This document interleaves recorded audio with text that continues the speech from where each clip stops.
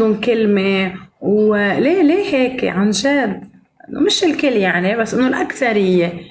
بليز يلي عنده هالمواصفات بس يرد، يلي هو زلمة عن حقه حقيقة وما عنده هالمواصفات ما يرد. تشرفنا. ما بيأثر حتى لو ابن عمتك، خليك انت الشي واتركه هو الشي. هلا لو انت شاب ابيض وحلو هيك بس فيك تحافظ على حالك، ضلك عذراء.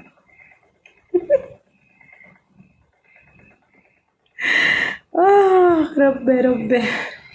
من ورا النسوان ليه ليه ما المرة بدها زلمة يكون عنده كلمة وحدة وبوجه واحد، وما يكذب وما يلعب وما ما يخون.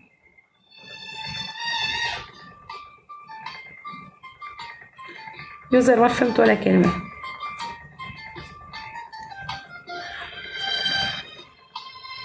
انت ما بتخاف من مرتك، بتخاف من ابن عمتك. ما تخاف لانه ما بيخوف. لو بخوف ما كان بخاف من مرت، يعني عرفت؟ فبرافو ما بتخاف من مرتك، بس ما تخاف من ابن عمتك بيكوز ما بيخوف. تيرا لا لا لا لا لا لا. سؤال مجرب. نيلو صاحب النصيب. ايه والله البندغاني مطلق. برافو. شو مطلق الرجال؟ ما فهمت يعني شو قصدك. ابن عمته شفت بلشوا تمنيتشوا عليك. هاي تيمور.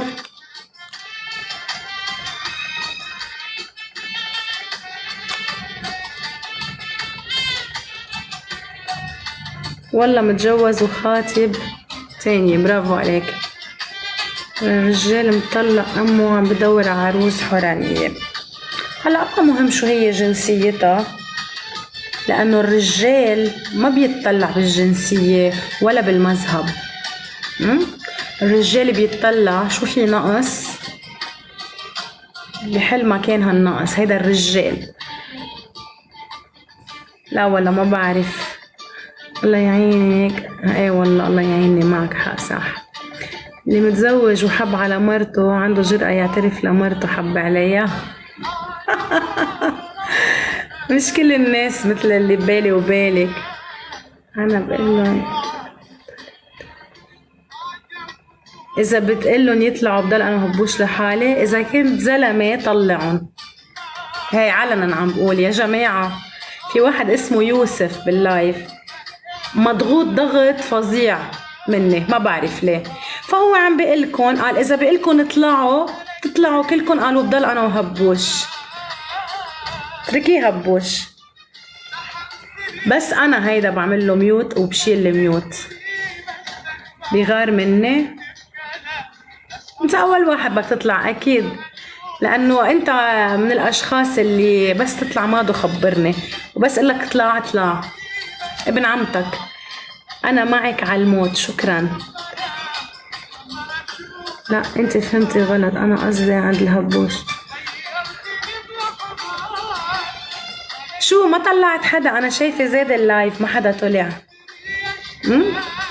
بعمرك ما كنت قدي. هلا بدك تيجي تطلع العالم؟ ماني زعلانه ولا هممني الشي.